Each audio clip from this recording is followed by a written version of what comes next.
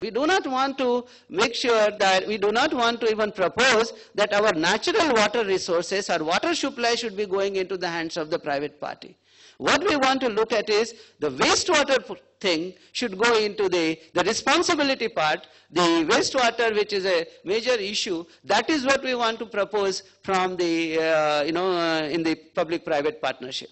Now, for that to happen, we need to make sure that we talk about once the water is extracted from the river, it does not go back to the river, right? And only the fresh water continues to flow on the downstream side, not the wastewater flows into there. And this is where second proposition we are trying to put forward is, in this summit, is zero liquid discharge. We will have a debate on that. We will have what is the meaning of zero liquid discharge and how in the country that can get implemented and why that is essential to make sure that our sewage treatment plants will work and operate on a sustained basis. Because sewage is essentially 99.9% is water and only 0.1% is something.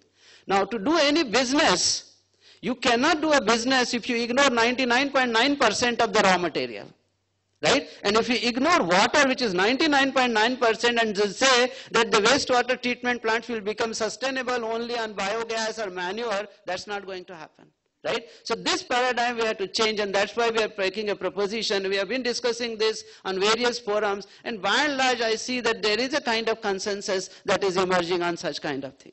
And it is only then we can talk about public-private partnership in wastewater treatment, reuse, and recycle. Please remember, we are talking about public-private partnership on, not on the water side. We are talking about on the wastewater side, right? And making that wastewater reusable, recyclable, and the industries need also. So once the water comes out, it should not go back to the. Some people argue the costs are prohibitive if you do that. But again, we have done some calculations and we have shared that with the private people, those who do business in this, and more or less we have now come to the some understanding that it is very much doable in our country. We have the technology. We generally talk about constraints on land, constraints of energy. Okay, even for Delhi, we have done the studies. If you really want to take care of the wastewater of Delhi, the amount of energy that you require is about 40 megawatt. And the Delhi's energy consumption is of the order of 3,000 to 4,000 megawatt.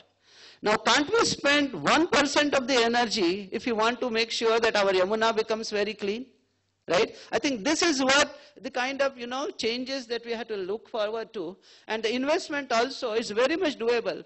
Today, when a private person, when a poor person goes and uses a toilet at New Delhi railway station, he has to pay 5 rupees, okay?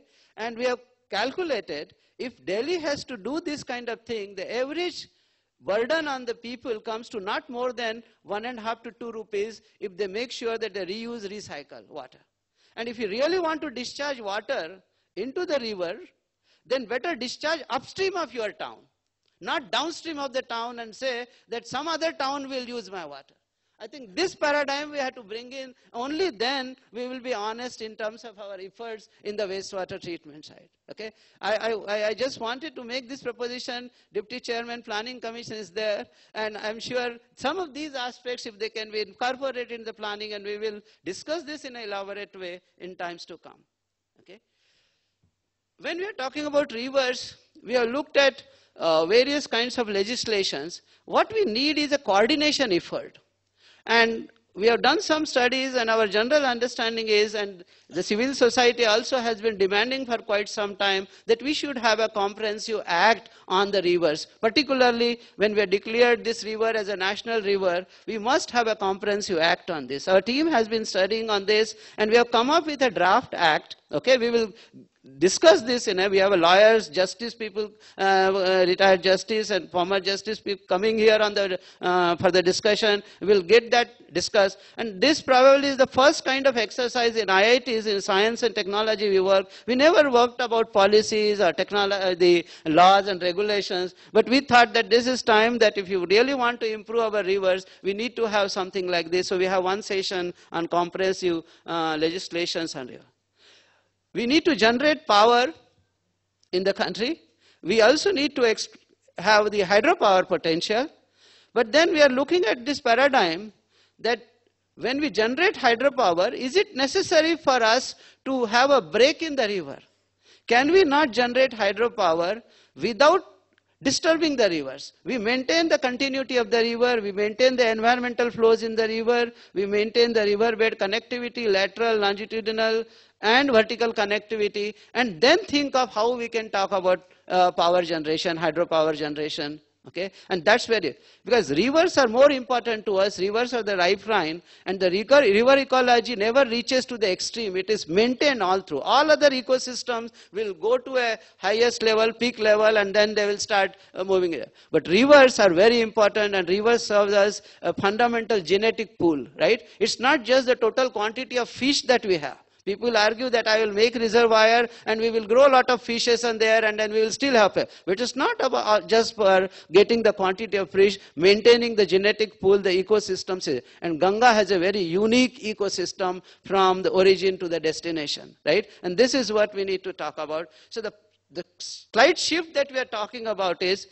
why not, when we have development, our focus is on environment, focus is on ecology, and the economy, let it become automatically the side product, the byproduct, and we develop on that, right? So the focus, after 50 years, 60 years of the developmental approach that we have followed, slowly and slowly we are realizing that we have to maintain our natural resources intact, and then talk about, economic aspects, development. So we have this, we need to talk about pricing, both for industrial, commercial, horticulture. We are not talking about the pricing for the households right now, very carefully. Okay, let's first start learning about charging people who are making business on that, right? So this is what we are talking about, how to get this, and once we learn that, how to do it for businesses, I think we should be able to learn how we can do it to the people at large. Okay, this is the sequence that we want to move, and we'll talk about it. So this is, and on the technology side, we will talk about state-of-the-art sewerage systems, sewage treatment technologies. For industrial effluents, how do we go to, these are the major industries that we have in the Ganga basin: tannery, textile, sugar and distillery, and pulp and paper. So if we can find solution, and again our proposition for all these industries is we aim at zero discharge, zero liquid discharge, no effluent goes into the rivers or the water bodies, and the rivers actually are allowed to have fresh water, so the priority is. Again, we do not repeat what we have done in the cities or urban centers. So when we are talking about rural distributed environment, we need to have a different kind of solutions. So we have sessions on managing water and sanitation in rural and distributed environment. The third, of course, we will have specialist roundtables on various topics, and then we will have workshops. So this is us. So we'll have parallel sessions discussing various kinds of issues. Okay. So this is the whole idea about the. At this stage, I'll stop and I'll request Sanmit to tell us about why is the interest of the international community in working on the water sector, and particularly the Ganga, and how we are going to have a synergy on many issues. And then we will continue on what IITs are thinking about in terms of how to restore Ganga and other water bodies in the. So I'll request Sanmit.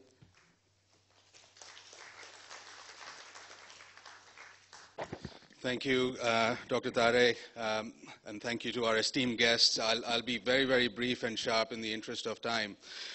When we conceptualized the summit a few months ago, we looked at why India is very, very crucial from water perspective, simply because it's the largest water market in the world. The Ganga basin alone, we talked a lot about sewage.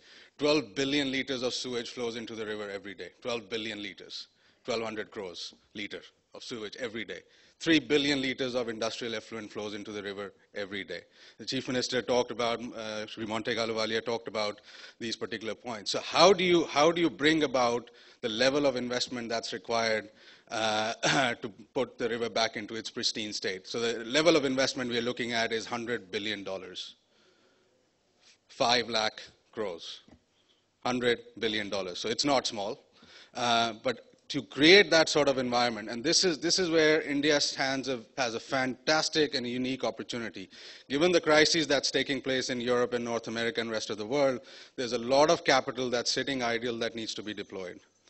And if India can create the ideal economic conditions, that capital can come in rather quickly into this country. So we have about a 5 or 6 year window before Europe starts to reinvigorate itself, North America starts to reinvigorate itself. So that's one point. The second point is the new economics of water that will get defined in India will have a radical impact on what happens around the world, because there's so many emerging and high growth markets such as India going at 5, 6, 7%. You go to Africa, you go to Latin America, who have practically the same conditions, where water rights are not defined, water governance is not defined, there's a lot of pollution. So if Europe, North America, rest of the world has tremendous amount of technology, and if we can bring that technology into the Indian market, and the point I would like to stress on that India is a very, very price-conscious market. It's not easy to develop new economics of water. But if you can crack the Indian market, then India, if it just pivots and looks at the world, will become the largest exporter of water technology and water economics in the world. So these are the two very, very important points that I'd like to stress on. The third area is on the financial aspects of it. Without financial innovation, so we should not just look at innovation from technical and technological perspectives. We need to look at innovation from financial perspectives as well. Can we create water quality trading as a market? This will, Dr. Ahluwalia talked about water surplus regions in the north of India and water deficit regions in southern India. If we can create, and this is something that we've been talking on, discussing in the IIT platform, is to develop new financial instruments, be it water inequality trading, be it putting credit wraps around water projects, municipalities issuing water bonds, water insurance coming in. There are numerous instruments that we are now looking at developing, which, when coupled with the technical and engineering side of it, will transform the water economics of this country. There are lots of people out here from North America, from Europe, rest of the world, who are looking at India in a fantastic way, because that's where we see tremendous growth coming in. So if we start with the Ganga Basin, which is the largest in the country, because 45% of India lives on the Ganga Basin. That's almost 600 million, 500 million people. That's a lot of people. So, and if you add the Brahmaputra Barak Basin as well, you've got 600-700 million people living on these two.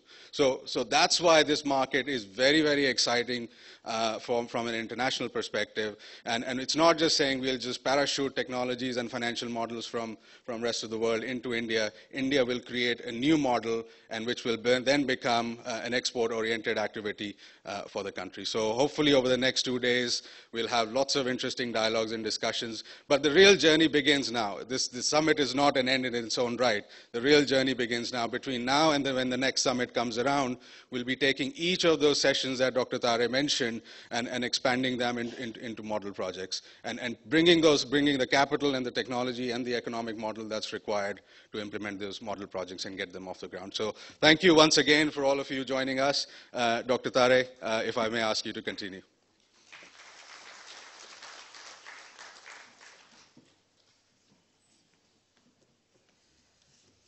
So as I said, our interest in this particular thing started when IITs were given the responsibility of preparing the Ganga River Basin Environment Management Plan. Thank you. Send me the paper. Sure, I'd like to get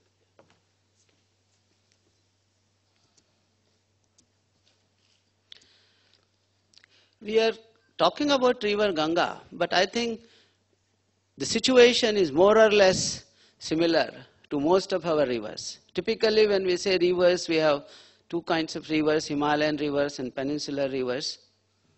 And what is our problem?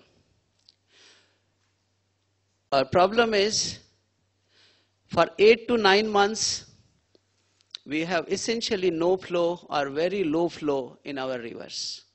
And it is during this period that we discharge lot of wastewater, whether it is sewage or industrial waste, and that goes into the river, and as a result, most of our rivers have become drains which carry either our sewage or industrial waste.